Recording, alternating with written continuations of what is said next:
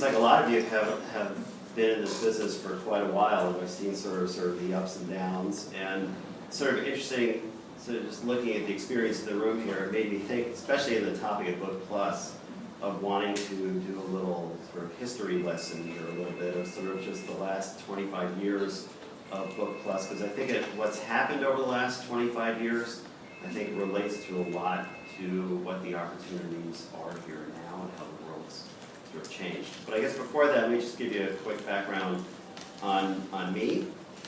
So I started my company, Becker Mayer, with Andy Mayer, a high school buddy from Riverdale in the Bronx,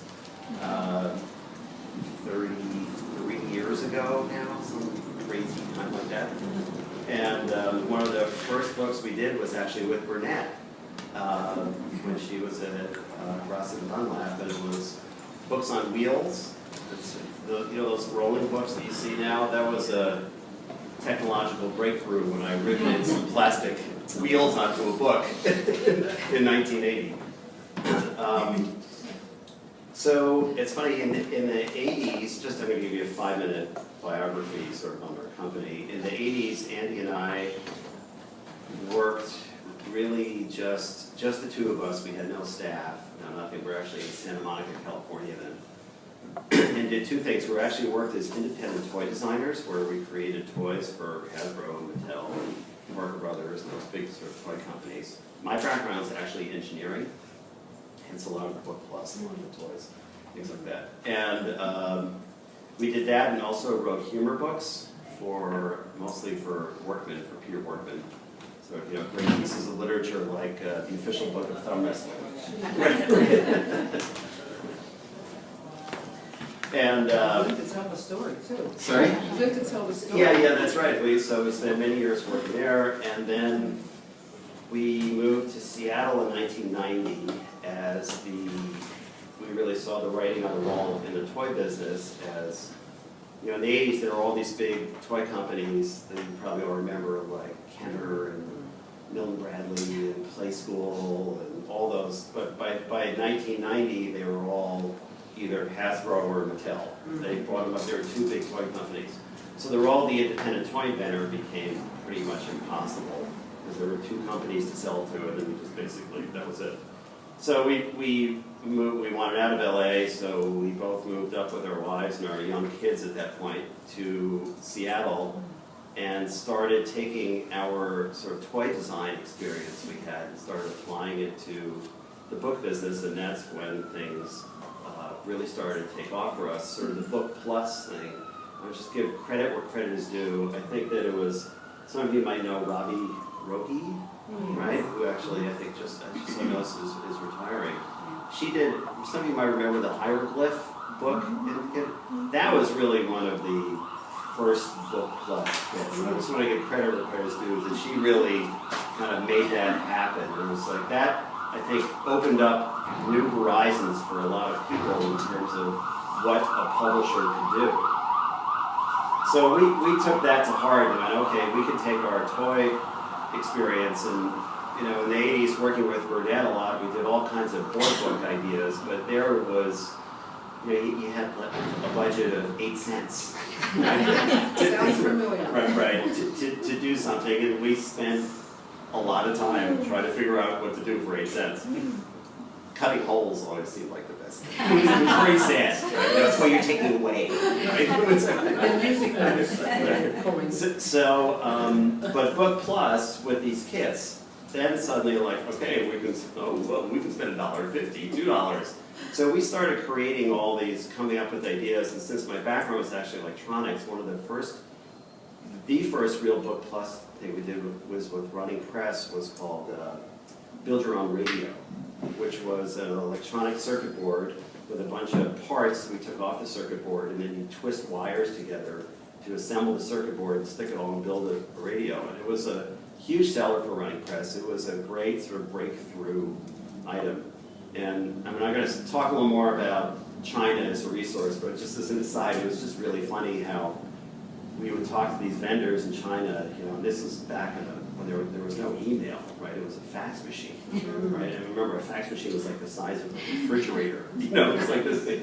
And we were trying to explain to them that we wanted to take the parts off the circuit board and have the wires, and they're kind of like, no, no, no, you pay us to put the parts on the circuit board. We're like, no, take them off the circuit. So it made me realize there was a real sort of like cultural kind of divide there that took a long time to get over. And these were vendors we found from some of our toy contacts, and people we didn't really know, we'd never been to China. And those first deals we did with Running Press, we did all on a royalty basis because we were going, okay, we're not going to actually write a purchase order. I don't think I even knew what a purchase order was, right? I mean, it was more, we would just make a design, give it to Running Press, and they were pretty highly evolved even back then in terms of doing Book Plus.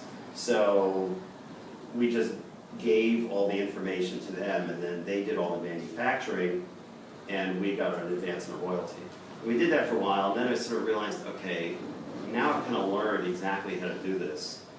Maybe we should just manufacture it ourselves, and the publishers kept screwing it up, or because they, but understandably, there are these people that, like in a Random House and Running Press, that don't understand electronics and injection molding and all that sort of stuff. They're dropping it in their lap, expecting them to figure it out. They're like, I don't know, which is understandable. So then we started to realize, okay, we have to start printing these things ourselves. And it was like, oh my God, we're going to print in China. And like, how do we do this? And what happens if the boat sinks? When it's coming over here, you start thinking of all these horrible things and all this money. And like, oh.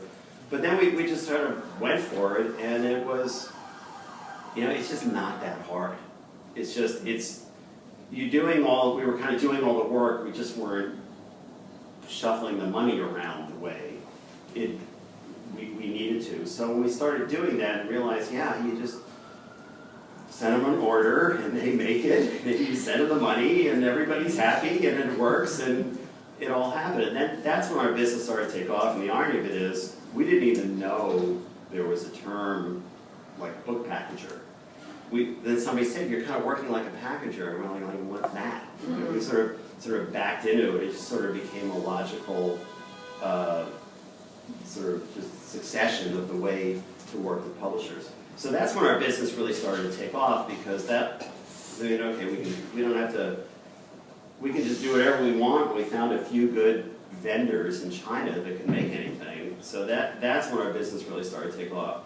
I mean, now our business, we have a staff of somewhere between 65 and 70 people.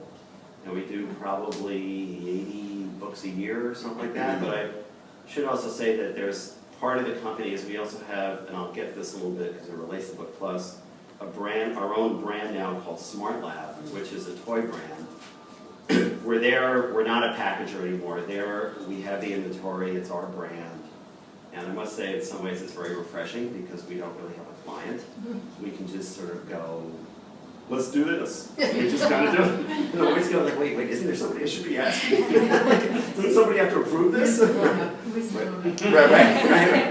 Right. And so, I mean, that would be a whole nother lunch. I'm not going to go, because that doesn't relate to this in terms of dealing with retailers and all that sort of stuff. But that's, when I say there's 70 people in our company, there's probably now 15 out of that are specifically dedicated to Smart Lab, or maybe the full part of that, but there's not do both. And we do both kids books and adult books.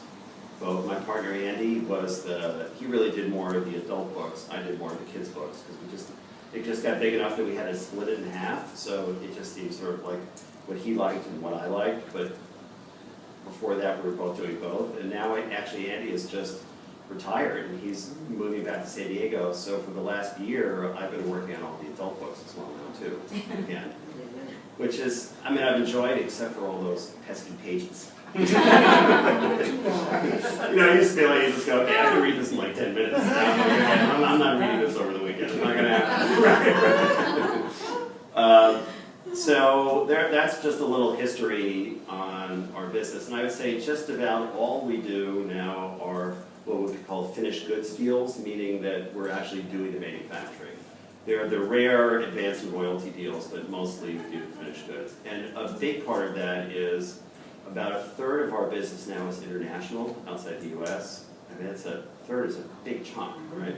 So it's a key component of making these projects work. And especially if we're doing any kind of weird manufacturing, we really need to be able to control that and not try and get, you know, a Polish publisher to run on for 2,500 copies and talk to the printer in China, you know, and they don't want to do that either. So, so that's a big component of our business as well as the international, which is for both adult and juvenile. Okay, so I guess now let's sort of get back to sort of Book Plus, which is really kind of the topic we want to talk about. So, you know, I brought just a couple of samples, and okay, I'm gonna sort of have to say right here that we kind of joke with Nancy about Book Plus and sort of the future, because it's a pretty narrow future. I mean, there's not a lot of Book Plus out in the marketplace now. I mean, I think all of you agree if you look at it. Remember going to a store, a mass market, or an independent 10 or 15 years ago, there was all kinds of cool stuff. And now it feels like the clock has been turned back even farther to probably like 20 years ago in terms of the formats that are there. And I think there are a lot of reasons that's happening, and that's kind of what I want to talk about today. Especially, I'd say, in the kids mass market side, which is, you know, really the driver of the big money in kids publishing is, you know, you go to Target or Toys R Us. I mean, you go there now, I mean, you're hard pressed to see anything outside of one of those sound strip books there that isn't just an 8x8 paperback. I mean, it really is no different than it was in, you know, 1980. It's really kind of interesting. And I think the other ironic thing is that in some ways I think even the prices, I think, are actually less now than they probably were 25 years ago. I mean, there's been deflation in terms of, which, you know, for the book packager makes it harder and harder. But I wanted to just do a few visual aids here. Sort of, this is, I just happened to grab this one. I actually didn't notice because I have my glasses on, but it's actually in Spanish. But this is a sort of a standard kind of kit that we did tons of for a long time. This is Totally Reptiles, and it's a book about reptiles, and it has all these custom plastic pieces that we created, that we sculpted and painted and designed to build 5 different reptiles. But the really fun part of it is that not only do you build the 5 reptiles, but then you can mix and match and put the head of the alligator on the lizard. You know, it's sort of, so kids can do sort of imaginary play as well as the real kind of learning that's going on here. So these are the kind of kits. I think we did 8 titles or something like this in this totally series of dinosaurs, bugs, prehistoric. I mean, we just went on and on and on. And these things sold fabulously well in places like Costco and Sam's Club and places. This is all done with a publisher, Silver Dolphin, in San Diego, which I'm probably a lot of you know, and many of you probably work with, and they're wonderful people, and I love them dearly, and they're, but What's the price point? this was, well, this is the Spanish one, I think they were $50.95, $60.95, right? So, but these were done in the early to mid 90s. Okay, so, and here are the economics of this work then in terms of, okay, now I'm going to guess here a little bit, I'm totally guessing, but I would say that the parts in here, in this tray, probably costs $1.20, something like that. Back then, $1, $1.20. We had a lot of molds to make. There's probably $50,000 worth of molds in here, close to between the sculpting. Then the box and the book is probably another $1.50, something like that, would be my guess. So, you know, if we could sell this for $5 or something like that, you know, $4 or $5, it worked, made sense. But this was a time when China was really well suited to do this. And now, okay, now I'm going to sort of like wrestle a little bit into a little bit of Chinese economic development, of which I'm going to sound like I know what I'm talking about and like I'm an expert, but I just want to preface this that this is only from my personal experience, and there are probably experts out there that might vehemently disagree with what I'm saying. So I can only talk about this from what I've seen. Probably 12 of us in this room. Directly, right? Is that, you know, in the early 90s is when China really started to come on as a manufacturing powerhouse, sort of just even globally, right? And these kind of things, this is a very sort of low-tech thing to manufacture. I mean, the injection molding machine to make this, fits in this corner here. It's not, it doesn't cost, it's not a $5 million machine. It's not that expensive. The printing is also sort of a very sort of low tech compared to, cell phones or TVs or computers. It's not that hard to do. So printing was a big push by China in the 90s, by the government there, to really get all these printers set up on the periphery. It's called the Shenzhen region outside of Hong Kong. A lot of you nodding your heads because they're all like purchase orders. It says Shenzhen on there, right? Or you see the names on there. And I mean, just to give, well, I'm just kind of curious how many here have actually been to China and Shenzhen. Okay, so just a handful. But in 90 and right. So I was there in 1985, 84, and I remember as a tourist actually going on a train, and they said there was this village called Shenzhen, and they said, yeah, this is going to become the industrial area. And now, I mean, those of you, we're all New York here, yeah, we're all New York, so you know. It's like, when you drive on 95 and you're like on Pelham, outside the Bronx there, right? Those giant apartment buildings that you drive by, and they're like 20 of them, and they're each 40 stories tall or whatever. I mean, I'm not exaggerating that you drive on this highway when you go over the border for like 45 minutes at 60 miles an hour, and it looks like that, those buildings, in both directions as far as you can see. There's like an infinite number of those, buildings in the East Bronx, right? So, I mean, that's all happened in 25 years. So, this kind of manufacturing was essentially subsidized and promoted by the Chinese government in the 90s to do these kind of things, and they created an infrastructure that made it really easy for the printers to do these things. So I kind of joke that our business model was we would buy it stupidly cheap from China and sell it for cheap here. And the difference between like stupidly cheap and cheap was our profit margin, right? Right? And a lot of you are nodding your heads, right? And that was a great business model. And there was a very nice business between stupidly cheap and cheap, right? So, but it started to end, I'd say, probably somewhere around 10 years ago, when one, WTO got involved in terms of workers' rights there, which I totally support, because I was right there in Seattle protesting, because I loved what WTO is doing, but it did raise the labor prices.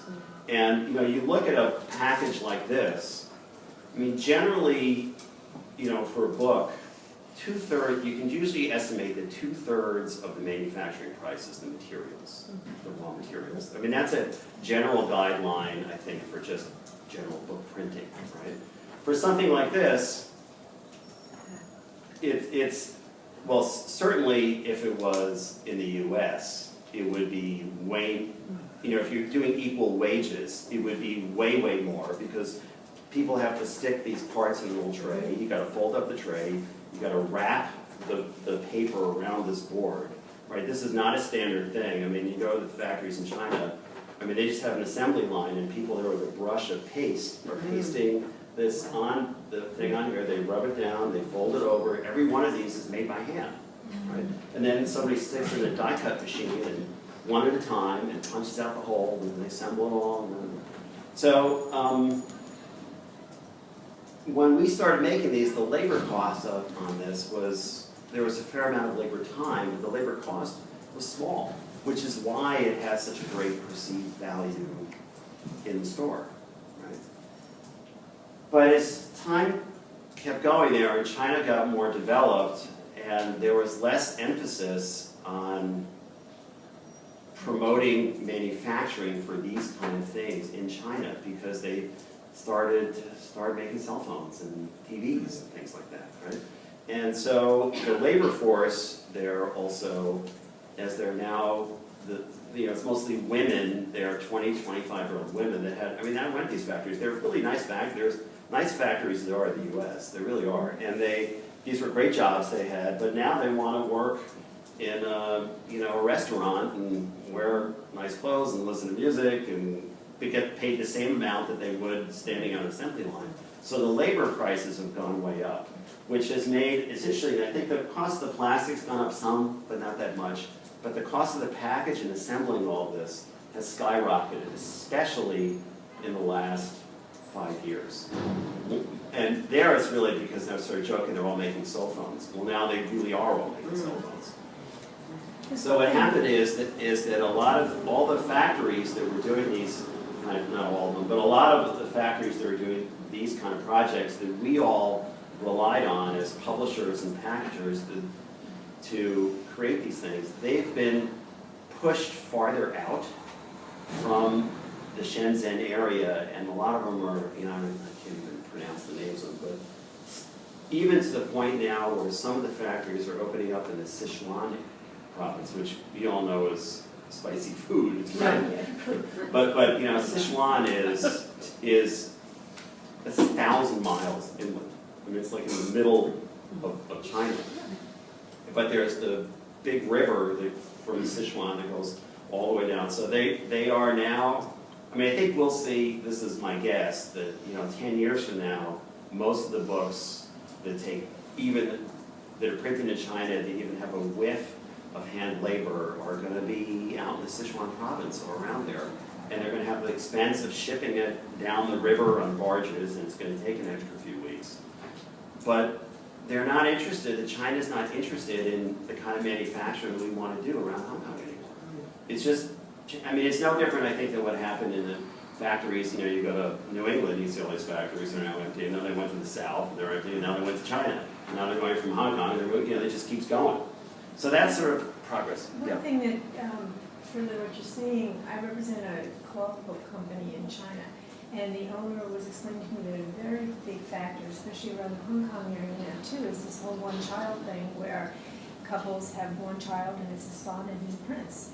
And now these kids are all coming of age, and none of them will be on an assembly line. They're just not interested. So you actually have an enormous cultural shift, because now they can move away from Hong Kong into much more rural areas, and they can still attract some young people. Yeah.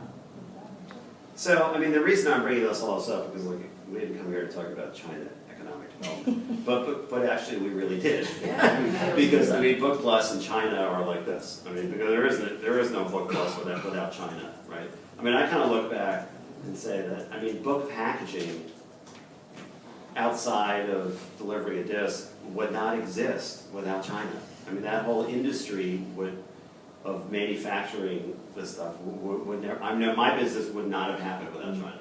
And there's no other place to put it. So they are integrally linked. So, what does that mean sort of now, right? I know, I don't want it to sound too depressing here, but it's a challenge. I mean, where this goes is hard, because I'll tell you, we don't do this anymore. We haven't done something like this in probably 5 or 7 years, probably 5 years. And I mourn it because this was so much fun to do, right? But the reality is the cost, this package now probably costs $5 to make, or $4.50, I don't know, something like that, right? And we have to sell it for $6 or $6.50. So Random House did this, would be $35, right? Right? I mean, it just doesn't really work. So that whole business model, and believe me, we probably some of you sort of, you sort of go into denial, right? You just keep making proposals and just hit your head on it. It's sooner something's going to change, and then you kind of realize, well, no, it's not. So, okay, we'll just stop, because what else are we going to do? We're really good at that, but now we're going to do something else. Right? You got to reinvent yourself. I mean, I feel like we've reinvented ourselves several times, and I mean, I guess part of also being a diverse business, of doing adult books and mass market stuff, it sort of helps the ebbs and flows, because this 10 years ago was the majority of our business, and now it's gone. So, I mean, that's sort of a little bit of the history lesson of sort of Book Plus, and I think most of you are probably nodding your heads going yeah, I totally get it, been there and seen that happen. I mean, I would say to a certain extent that's true for adult Book Plus too. I'd say the only difference here is that you know, the adult is not quite as price point sensitive. You know, anything over $20 now for kids is just, it might as well be $120. Right? For adults, the price point go a little higher. I mean, I think part of it, this is just my personal opinion, on the adult side, it's just, I mean, there are a lot of suddenly Book Plus kits, and I know that Sterling has done a ton of them, and we've done a lot with Sterling, and, you know, there are cast of characters like Running Press and Abrams and Chronicle. Those are the people that have sort of their really good gifts distribution, or a lot of these sort of more gifty kind of things work. But, you know, there comes a point, and it's happened with the Kids Book Plus too, where, okay, yeah, let's just stick, you know, a Frisbee with the book, and we'll stick this with the book, and this with the book. And after a while, you know, it comes sort of like a yawner for the consumer, going, okay, like, I don't really, I don't need a book with this, right? It's like, I know you put a book in there, but you don't really need a book, right? I mean, we've all seen that. I mean, God knows we've done it, right? They're like, why is there really a book here? Not why is there a Frisbee with Right. So, you know, it just gets harder. There's an explosion, and everybody puts everything with a book, and then suddenly the consumers get tired of it and go like, okay, this really has to be something useful, and it has to really make sense. And so we still do some Book Plus for the adult market. I'd say the majority of it we do with Barnes & Noble, through Sterling, where we do it sort of direct with them. And that seems to work pretty well. But, you know, they're a retailer at heart, right?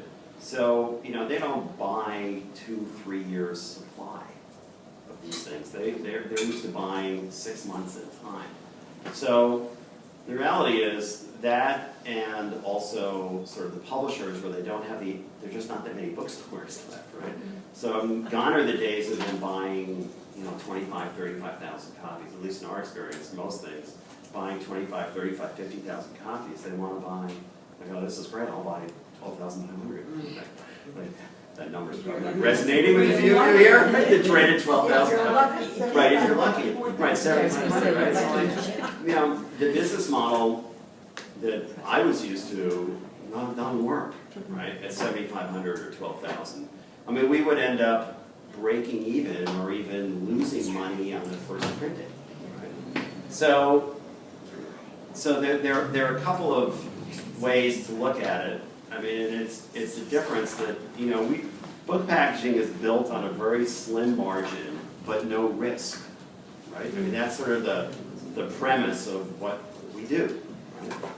Well, the minute we have to start selling these things at 12,000 copies and really not make any money on the first printing, well then we are taking the risk as well. So that's part of the equation now, is feeling like you have to take the risk, and usually there's, you know, the equation of risk and reward. You take more risk and you get more reward. Well, here is you take more risk, but you really don't get any more reward. The margins are the same, you just got to take more risk. So hence, this segues into what I was talking earlier about the international part of it. That, I mean, I think we have quite a few projects now where we sell to U.S. publishers, and we don't really know, we're not really making much money on it, or really anything in the U.S. first print run, knowing that there's going to be some international business to be had, and hope for a reprint to the U.S., and we have to do it that way, and it doesn't always work. And it's not, you know, it's not pretty, but it's the way we do it. And we now are doing things where we actually originate them for, you know, a consortium of 4 or 5 publishers in Europe, and then add on 7,500 copies in the U.S., which is really sort of the British book packager model. I mean, that's really how they work, because they're really well suited for it, because they're right there. We've never really quite figured out how to do that well, or not certainly as well as they do it, but we're trying hard and learning, and now it's starting to happen. But it's like herding cats, right? Because you have to, you know, France wants it delivered this date, but Germany wants it on that date, and they want this cover, they want this cover. You're like, okay, this is way too much work. So, right, exactly. So it's a tough one, but especially on the Book Plus, if you have any upfront costs like molds or whatever it is, then, I mean, you really need, you know, the risk gets really big if it's 12,500 copies. But I guess part of the reason I showed this one is there's a lot of packaging in this, in the book packaging, and for like Barnes & Noble and Sterling, they're, you know, the margins, since there's no publisher in there, since they really are buying sort of more like a retailer, they can, the unit price they buy from is high enough that it sort of just barely works for us to do it for them and then try and get some international. But that, and those have, you know, Barnes & Noble, they rate, the bar there is pretty high in terms of the packaging. It has to look, it has to be really nice packaging, a sort of telescoping box and a clear window, and we want pedestal here, we want all this, right? And you know, 8-10 years ago, I was like, sure, let's do it. Now, they go, well, let's you know, change this and put a little thing inside there. Okay, I used to go, okay, fine, sure. But now it's like, okay, I gotta go back and find out what that costs. Because it could cost 35 cents, where it used to cost 3.5 cents, right? So, I guess that the evolution of it is, in terms of Book Plus, is moving away from things that are so package intensive or labor of the package to things where it's just, there's a value added, but it's not so packaging intensive, right? So I just brought some ideas. More one-dimensional, right? Yeah. So I brought this because this is more great literature from Becker and Mayer. Yeah, we laugh. I think we sold like 350,000 copies. So, you know, this is a book with farts now. It's Spotter's Guide to Farts. This is something that sort of started with the title and worked their way on from there. Right?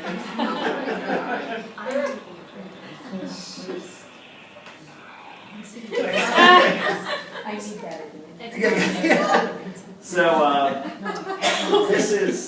this is an example of sort of, I think, sort of modern Book Plus, right? Because there's not a lot of packaging here. I mean, we have to make this electronic unit, but then all I have to do is just glue it on the back of the book, right? So we're not spending, you get all the value here without spending a lot of money on packaging or throw away all the labor. So this is a formula that seems to work for us. I mean, I'll be honest with you, it works. It doesn't work great.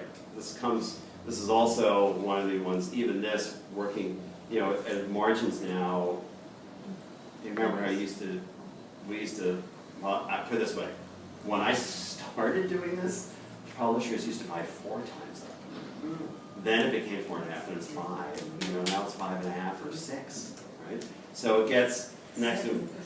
Yeah, right. So they're, you know, I mean, it's like 10 cents more than it costs to print, right? That's what they want to pay for it. So it's you have to choose the projects sort of really carefully. And this, you know, we do a lot of engineering in terms of getting the price down on this, and I won't go into the gory electronic details of sound compression files for fart sounds. But that was an important component of making this project work. Yeah. Oh, there are 3 little button cells in here, and you know, I don't know, you probably get thousands of parts out of this. Is that number you mentioned for the international sales or just U.S. sales? The 350,000 copies. That's probably international too. It's been huge in Sweden. Go figure. Who would have thought? So the seafood, I don't know.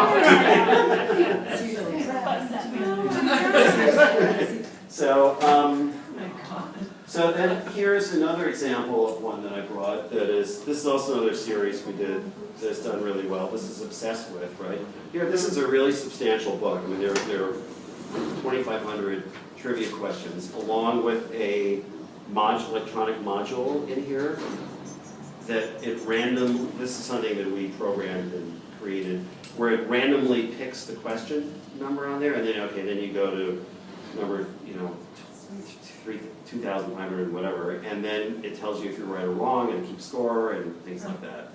And, you know, it's sort of, there's sort of a sort of funny irony to this, in that, I mean, all this information that's in this book could have easily fit inside this chip, right? If we would have put a bigger display on this, we could have just sold a little electronic unit, and you push a button, and you read the question, and answer it, right? But there's kind of sort of still the love of the book, and it sells at a bookstore, but it's got a nice little feature added to it. So this is the kind of Book Plus that still works. And it's just like the other one, there's not a lot of packaging expense here. You know, you feel, okay, this is a big book, it's probably a $20 book already, so you're just adding this on here. So this is a lot of sort of what we're focusing on. And I would suspect for kids, it's probably about the same. Well, the kids market for Book Plus is really, really low. But that's also something like that is a natural for an app, That's. which has no manufacturing. Well, that's right. Distribution is not that's a right. problem anymore. It totally could be, right. But, And there's no But- advance. Right. Yeah. Right, but we make more money doing this. yeah, and from a cultural point of view, it's moving the book more into the app world. I mean, that's like an app, it just happens to be a book, Yeah. yeah. Yeah. So it's And I think we will at some point turn this into a sort of ebook, which we can do. I mean, that's a whole other discussion, the whole ebook thing, which, you know, time we can go into. Well, I'm not sure I'm going to have much to say on that, but. I would say that that makes a lot better gift for a friend or a That's right. child than That's right. an app. That's right. Well, you can't, Right, because these things are. Here, download when you. Right, right. I mean, they're very, right, these things are very gifty. Books are becoming, I mean, even some things I see now, like the quirky $12.99 paperback that was kind of dead there for years, is now kind of back as the retro gift, right? So it's kind of like a fun, old-fashioned thing to buy somebody. It's a cute $12.99, nicely designed, light on content, sort of one joke kind of book. Kind of works again. It's interesting how it sort of comes full circle. But I also brought this because this is a recent project we did. This is a Sterling Barnes Noble, and we did sort of it's a ship in a bottle.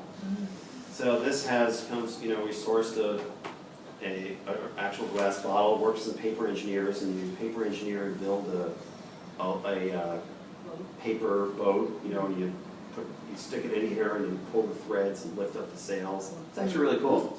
Yeah, it's really nicely done. And this is actually done really well. It's in like 2 or 3 printers, I think.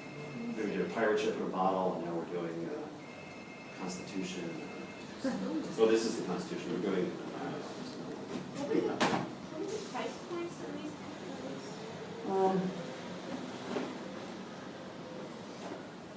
Just go to my $14.95.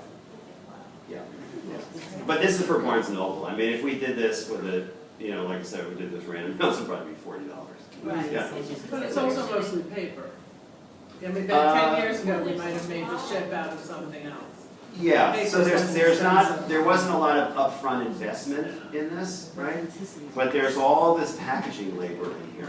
I mean, it's a lot. I mean, this is, yeah, I mean, these barely work, let me put it that way. But they still do.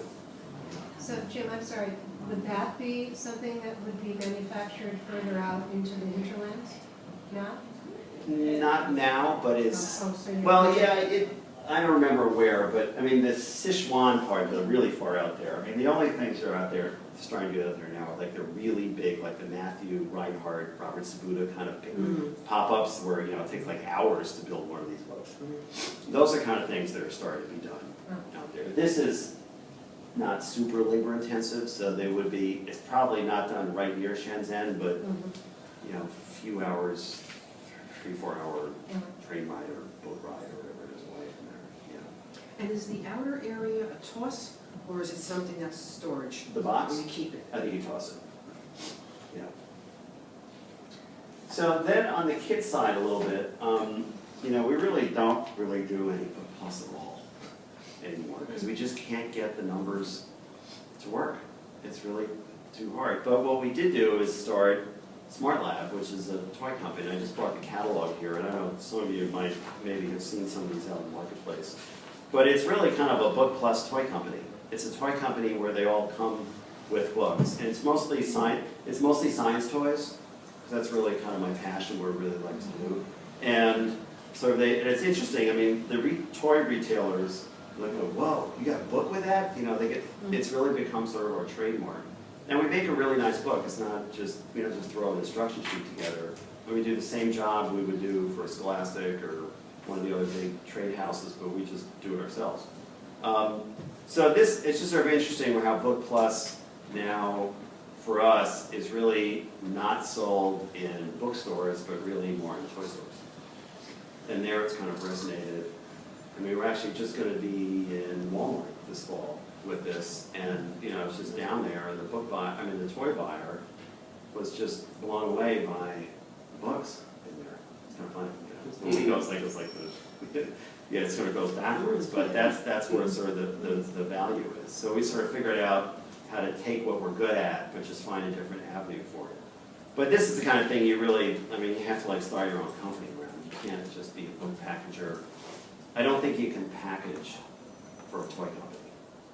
It's funny, everything that I used to, I'm sure you all have like vent about, like, God, publishers, like, why do you think that way? Like, why do you say that? And like, how come you have to have that price, right? Like, it's just so funny. It's like, I say everything that those publishers say. I'm saying now with Smart Lab, right? It's like a kid who grows up and like talks like their parents. It's kind of the same thing, right? So I totally get it now. I mean, it's like I look at these things, I look at our cost of goods, it's 5 times up, and I'm going through and like, we're not making any money at 5 times up. We really need to be at 6 times up. And I'm going, okay. No, I've heard that before, right? Yeah. So, I mean, I get it that, you know, it's interesting how we look at it. Probably I'm just talking to myself anyway, that, man, boy, this book costs $20, you're selling it for 10. Like, where does all that money go? Right? I mean, if you're buying it from me for $3.50, or like, where did that other $6.50 go? Right? Well, now that I look at these financial statements we do for Smart Lab, I go, yeah, okay, you got $1 here, you got $1 there, you got the warehouse, you have all the retailers, you know, they buy for $10, but then they want co-op, you know, like, it's not really $10, and then they return them, or you have markdowns and something, you're like, I'm left. So, it's, I mean, I kind of get it now. I mean, some of you in the room here have worked at publishers or are at publishers, like, understand it. I have much more sympathy now. I get it now of like how hard it is in the marketplace to actually get a decent return on the investment if you're buying a lot of these books up front. Right? So, but anyway, I don't know if that answers your question a little bit, but if you have a little time, I can talk about it. I could go on for a long time about it. But that's not why we're here. All right, want to stop now for a little bit? Yeah, okay, God, sorry. Yeah, okay, we're going to start taking some questions. How do you, how do I put this? I'm assuming that a Barnes & Noble or Sterling will come to you as an idea, but do the reverse? Do research on what might be a good product, a good book plus product, and go to Barnes & Noble with the ideas? Yeah, I would say 9 out of 10 of all the projects we do are our ideas that we go out with. I'd say 1 out of 10 are things that are brought to us. And how do you determine what's trending in the marketplace? You know, we have a lot of idea meetings. You know, we sit around and just talk a lot. And come with ideas, and we have different subjects. You know, we'll talk about, we need a sports book. Or there's the anniversary coming up or something. You know, what are the things that our publishers are thinking about that would let them promote the book? Because it seems now, you know, there's so little shelf space now that if they're going to buy a lot of copies, right, and we're in the business model where they need to buy a lot of copies, it has to be something, there have to be reasons why they should buy a lot of copies. And it's usually more than just the topic. It's an author that is promotable, or it's tied in. We know that Barnes & Noble's going to have a big promotion around it, or there's a big movie anniversary, or something like that. And we were just talking with one of you just before we started about how movie anniversaries are a good thing, or movies coming out. And there was a time when we did a fair amount of those kind of books to go along with the movie coming out, but we found it's getting really challenging to do that, understandably, for the publishers, because some of these movies that have the big hype 9 months or a year ahead of time, they're just no good. You know, they just flop. Or they're good movies, but somehow it didn't have the magic that makes people want to buy stuff to go with the movie. So, and how do you know that a year ahead of time? And so I go, okay, you know what, let's wait for the movie comes out, and if it does well, then it usually sticks around for a couple of years, so we'll just do it later, but not ahead of time. Yeah, kind of off the And books. then you just buy the licensing rights from the, Yeah, we have to go to the studio and get the licensing rights. Yeah, yep. Yeah, which we do. But less and less of for movies that are coming out in the future because it's so risky. I get it. I mean, I know we did like a book for the Prince of Persia, which was this Disney movie that came out this year, right? And they just, you know, everybody said, okay, this is going to be huge. And blah, blah, blah. We did Speed Racer. Right, that's right. So you just don't know. So they're understandably very reticent to do this ahead of time. Right. Yeah. But then there are things like Star Wars and things like that. Just go forever. We do a fair amount. oh, here you go. So, Have you ventured into non-book plus, just straight up books? Yeah. And has the experience been, by and large, comparable?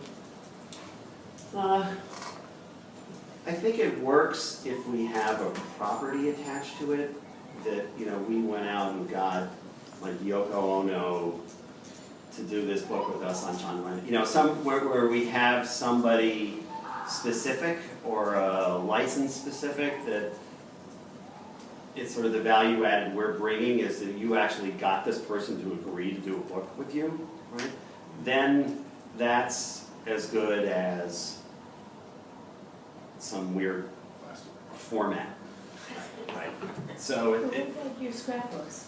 Would that be, is that a scrapbook? yeah, format? those, That is so you might know that another I didn't bring any of those, but I mean, on some level, it's kind of sort of minimalist book plus, right? So, you know, we've done a lot of these books with removable documents.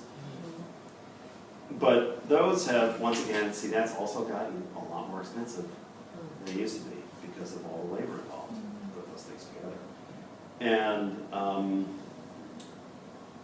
it feels like it's just kind of run its course.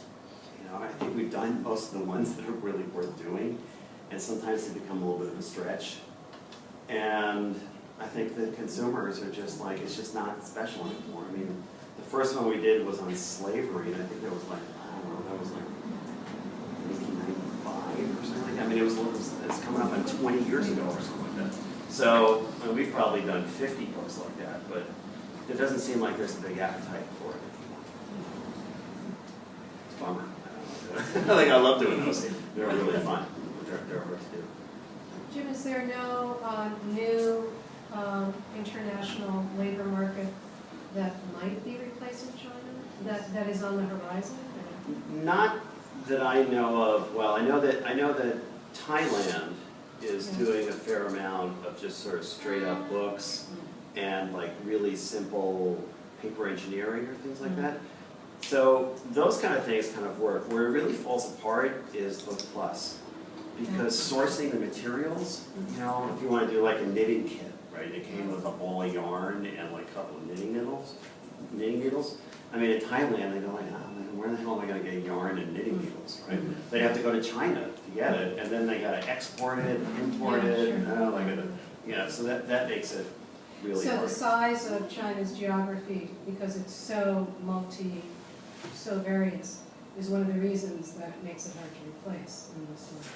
Because you can probably get yarn from somewhere in China and you don't have to deal with the. Well, that's right, because I mean, everything's made in China now, right? So whatever you want to, I mean, I think of all the Book Plus stuff we've either done or certainly proposals that we've quoted on. I don't think I've ever had a time where a vendor comes back and, you know, some manufacturer goes, no, can't get that in China. I don't think that's ever happened, right? Because it's all there, right? So. It may not pass safety test. Right, but you can get it. Yeah, that's Right, I didn't even actually, I didn't bring that up, safety testing, which is something to talk about too. But so, you know, once you get outside of China, these other countries, they might do a little bit of labor-intensive paper stuff, but if there are any components that have to go with it, they don't even want to try. Okay. You know? Thank you. So, I was actually gonna ask about safety testing and like when you're breaking down the cost of these books, what portion of the cost is safety testing now? yeah, okay, that's good. I could spend 3 hours talking about safety testing. Yeah, but I was just wondering in the whole scope, like when you're Yeah. costing out everything. Like, Yeah, I mean, on the, you know, it changes so fast too. It's actually gotten a little better now, the rules in terms of it. But you know, I think we generally on a kids thing would have to budget like $2,000 or $3,000 for safety testing. But then if you do like an art kit that has 8 different tubes of acrylic paint, you know, it could cost $1,000 for each tube of paint. Or you can spend a few $1,000s and have them mix them all together, but then if one fails, then you gotta go back and start all over again, and then you gotta do them individually, right? Because you gotta figure out which one failed, and it's just, yeah, it's hard.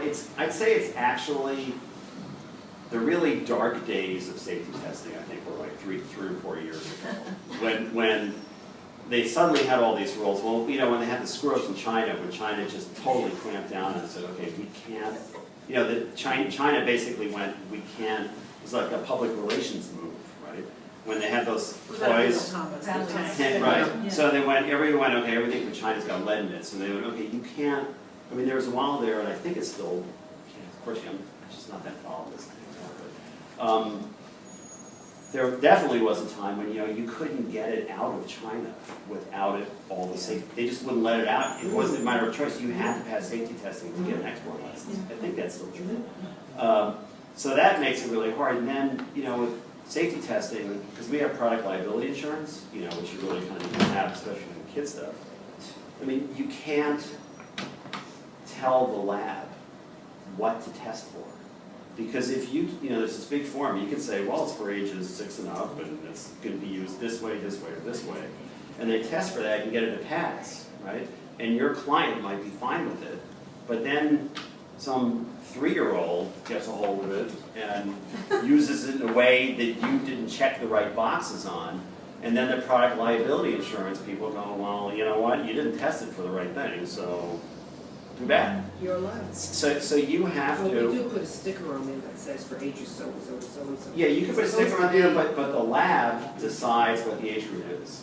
And you have, basically the point here is that if you want to do this in a way to really be airtight in terms of not having any liability, you basically just have to hand it over to the lab and say, you decide how to test it. Because the minute you make some decisions, you're leaving yourself open to have made the wrong decision. You can also, I always ask the client to tell me in writing exactly, because there are potentially 3 or 4 stages that you can, so it could be $20,000 if you have to do all of those stages. So they tell me exactly what stages they want tested, if there are any specifics, what paperwork they need, all of that. And then that goes to the lab, not from me, but from the. But if you leave it open like that, I mean, that kind of joking, you see these people sitting around the lab like, okay, let's just pick the 5 most expensive. I'm not saying the publisher. Oh yeah, Your client. Right. Because then if it's going to be really expensive, we have to talk about the price before we sign the deal. Right. So sometimes safety testing is told as that. You do a lot of foreign editions, and that's a huge Right, then you problem. have to do all the That's foreign testing, you know, EU's got one thing, Australia's got another thing, Canada's got another thing. It's a big change. Been doing ISO rights to, we're in the process of to Australia, New Zealand, France for a kit I did for Barnes & Noble. And I got the safety to get it into the EU. Okay, the Barnes & Noble testing was $2,000, the France testing was $4,800. So they were going to take 6,000 copies with a $4,800 testing charge. So it's like, okay, let's just forget about that. But you can't bring it in otherwise. So. I mean, the book plus that we do now, we design around safety testing. Yeah. I mean, we want to, before we actually make a proposal, we have somebody in our office who's really knows her stuff about safety testing, and she'll just give us an estimate of what she thinks is going to, you know, sort of worst case. It could go, because whatever worst case always happens with safety testing, right? What's our potential cost here, and we just, okay, forget it. I mean, like art kits, we can't really, you know, it's like basically how do you make art kits with no art supplies in it? Right? It's not so easy, right? No purple plastic trays. Right, and you can't even, you know, even pencils are a problem sometimes, because there are tariffs on it. You know, there are all these like weird international laws that you learn way more than you want about these kind of things. But I think if you get the right, I mean, I guess to sum it up though, I mean, there's so little book plus out there now, right? That if you can get the right one, it really has the potential to do well. Because, I think that the consumers, I mean, let's face it, for a lot of kids, if parents or you're buying a gift or something like that, and you see all these books, but then you can also buy this thing that looks more like an activity kit, you've got a much better shot of having that moment as the parent, or when you're there and the kid unwraps it and goes like, whoa, that's cool, right? You get that more with a kit than you will with most books, right? That initial reaction. So, Especially without electronics. yeah, right, The so, parent wants to interact with the child. yeah, so, if you can get the right thing, I think it has potential, a lot of longevity to stick around. But the challenges between safety testing and the cost of goods and all that, I mean, I'm not gonna sugarcoat it. I mean, we're joking when we talk about this, like, do you really wanna talk about this? that it's harder now than ever to do. It's not like there's anything easy. I mean, I think these are the kind of things, this is kind of more the future of Book Plus from the book packaging side, are sort of the simple things, and a lot less of the packaging. What's the content in that? I know, I keep trying to look at it. Uh, What's going on in Do you want to there? read an excerpt? It's not much. They're Did just you sort write of, it, Jim? no. They're just kind of, cartoony things, and we sort of make fun of the different sounds. And I mean, I don't think people are buying this for the book. Right? I can say that humbly. So you have a question back? Oh yeah, I was just going to take on the way you were saying. One way I've found to avoid a lot of the testing charges is to buy in pre-existing materials. We did a kit called the Tabletop Catapult, which was essentially, it was phenomenal selling. And it was, but we bought in the catapult itself, we bought it from a company that was already selling it in different channels, and we just took the box off and bought it in, and they handled all the testing charges. So we were just paying a unit cost for that, and they gave us documentation to show this is already safety tested in X, Y, and Z territories. So that's just one way to kind of serve that pre-testing. Yeah. Yeah. We do that with children's jewelry. Yeah. They have, they sell these things retail on the little cards, but then we found 2 or 3 designs that fit to go along with the book. But they had, all that testing had already been done, and everything was fine, but the kid wasn't going to swallow it and all that, and then we were able to buy them and package it with the book. But another place you have to be really careful though is the packaging in terms of there's safety testing in the packaging too. And actually it's not even so much safety testing, it's a lot of the big retailers now and Walmart for all their, issues they are really in the forefront of making the most green packaging out there, sustainable packaging. Because I know we're doing our Smart Lab line with them, and they have really specific.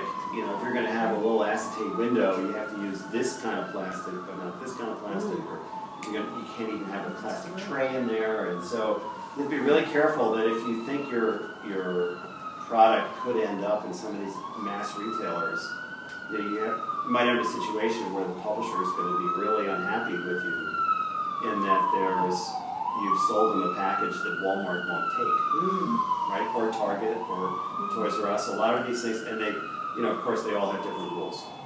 It'd be too easy if they all had the same thing. So it's something that you have to keep in mind as well. But and it changes quickly.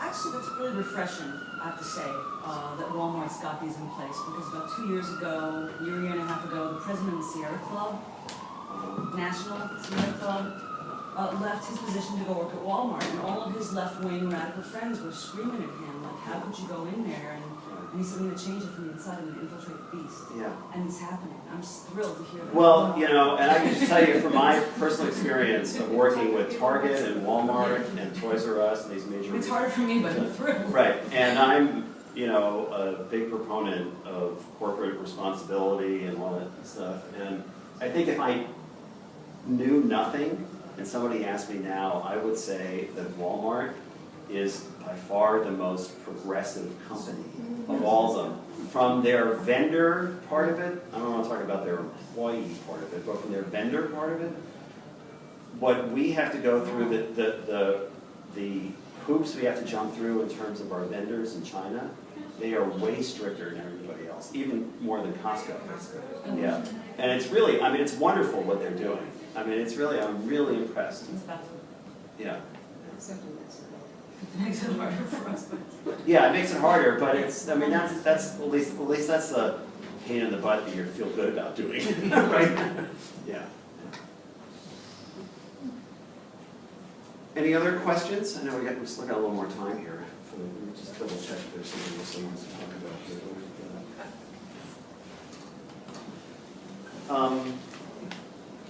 I guess one thing I should mention was I used to joke that, you know, with probably some of you who were talking to publishers and sort of arguing over sort of the retail price, we used to joke, oh yeah, you know, the empty box is $12.99.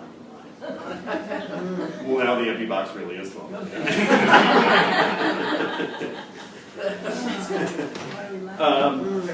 How do you manage reprint pricing and schedules? Are people, you say people, when you're dealing with retailers, people are just buying 6 months or a season's supply. Do you then find they're jamming you on reprints, or is that all set up in advance? You know, it's a little too early to tell. Okay. I mean, really, I mean, we just are getting in Walmart this fall. So, that's another 6 months. I'm a little nervous about that. But I hired somebody who knows, who knows how to do that, because I really have no idea. Yeah. I just wonder if they use just-in-time also, the just-in-time theory. It sure looks like it so far. They're not buying a whole lot up front, let's put it that way. Yeah, I'm a little nervous. And of course, they give you penalties if you run out of stock. It's like they don't project that much, and then if you're out of stock, then, you know, they just pay for it. Do they give you low levels?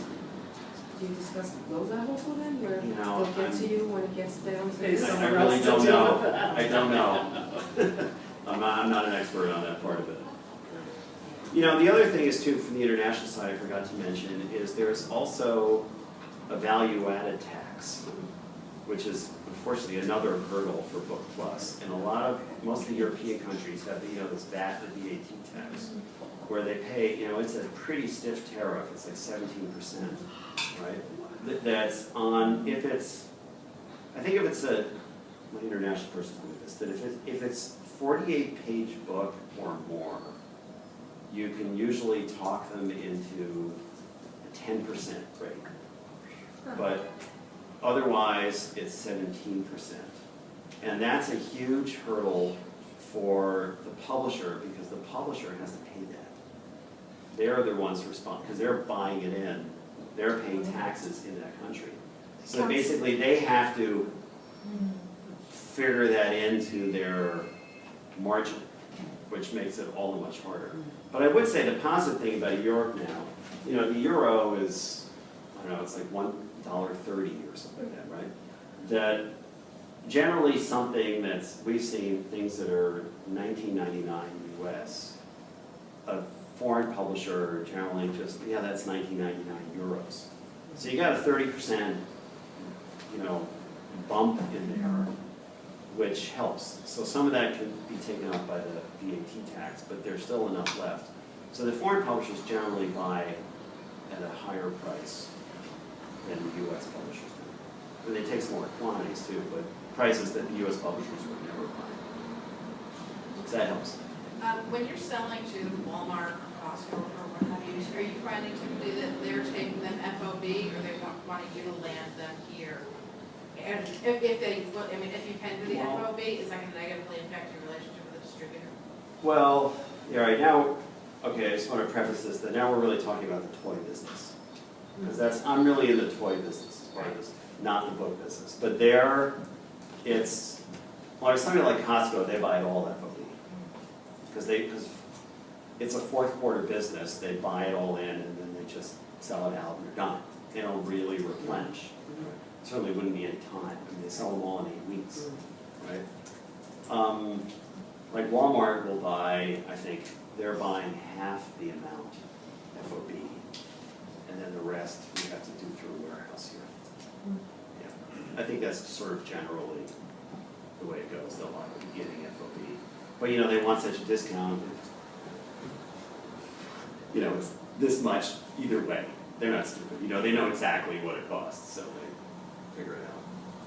Sometimes I feel like these retailers, they'll go, you know, we can tell them whatever price we want, right?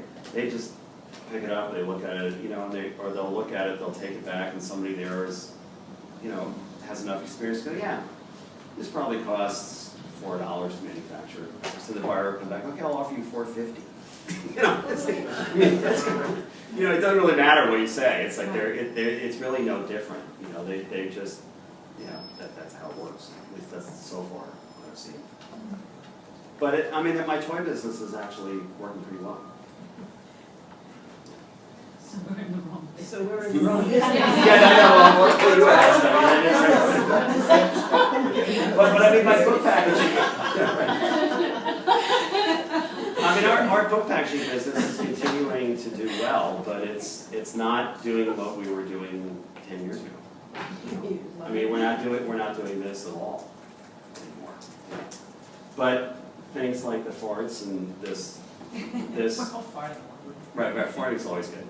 And you know, things like these Barnes and Noble kits continue to work, or things like these Obsessed with. These kind of things continue to be for Book Plus. Do you have a problem with the buyers? I know that I've done books that come with horses and different things like that, and there's a big problem getting that into like Costco because the toy component is considered, you know, that it goes to the toy buyer, but actually it's a book, and there's a lot of confusion. If you're putting books in your science kits, are you getting a problem with the toy buyers because they're buying books and so it's overlapping with the book? No, because it's so clearly a toy with a book. Yeah, I mean the book buyer isn't. Yeah, we haven't had issues. I had a situation like that when I was repping Fancy Nancy, where we were doing the toy line with Target, but the book buyer for Target didn't even know who the toy buyer was for Target. Right. They had never met. So we had to work with the DMM who manages all the buyers to introduce them. That was the first time a book had ever been sold in the toy section at Target. Yeah. Because we were able to get Fancy Nancy books into there. I mean, it's the same situation with Walmart with Precious Moments, because we wanted to get Precious Moments into their gift section because it's a giftable property. And so we had to actually provide Walmart, and we put it in a co-op advertising with wicker baskets that they then put in their gift sections, and through Precious Moments albums, because we have a music line in those wicker baskets to put them in. But like those buyers didn't even know each other's names. So. And you know, on some level, I'm sitting here, okay, wait, I'm a book packager, like why do I want to even understand what the hell's going on with these buyers, these big retailers?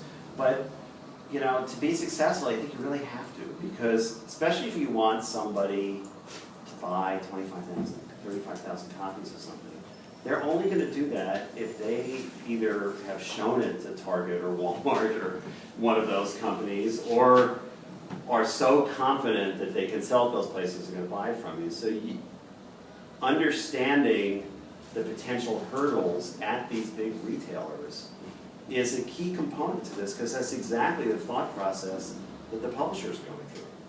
And I know it's hard because you don't really, you have to anticipate things from a world that you're not really involved in, right? And I know I feel the same way, and so you kind of guess. You know, it's hard. It's hard to know, but it's important. We're talking so much about the experiments or what's in the Smart Lab books. Right. Doesn't that suggest that there's a hunger for the nonfiction for kids? Yeah. Well, there is, but they're not. Nobody wants to go to a bookstore to go buy it. You know, their parents aren't going to the bookstore to go buy it because they get it for free. I mean, they like it, but they're not going to go. I'm not saying nobody, but not enough to warrant a big budget to make a beautiful nonfiction kids book that some publisher thinks is going to sell 50,000 copies of, right? It's just kind of empty. I know I don't like it either, but I think some things are doing in Smart Lab where they get to read a book, they're kind of getting it through the back end. Scholastic. Toy section. Yeah, Scholastic definitely still does some nonfiction, for sure. Yeah, and they get it there. But that's about it. You know. I guess DK still has some, but even that's not what it used to be. Yeah. But your product has the tactile aspect Yeah. that you don't get from just reading a book. Do you get more? Yeah, yeah. But part of it is, you know, a kid can go, parents say, you know, the 8-year-old boy goes, you know, we learned about the solar system in school and I want to learn more, right? Well, parents go, okay, we'll go find a couple of websites. Go on Wikipedia and read about the solar system, right? I mean, that's what right? They don't go, okay, let's go to the bookstore. I mean, it's just not the reaction, you know? So that's where it's changed. Yeah. It's just progress on some level, right? And I think some of these apps that we were talking about, ebooks, will take up the slack.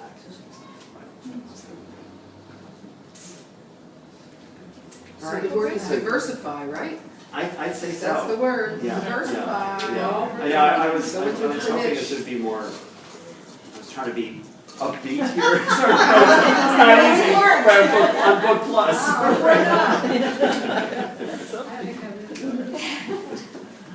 All right, well, thanks, everybody. Thank you.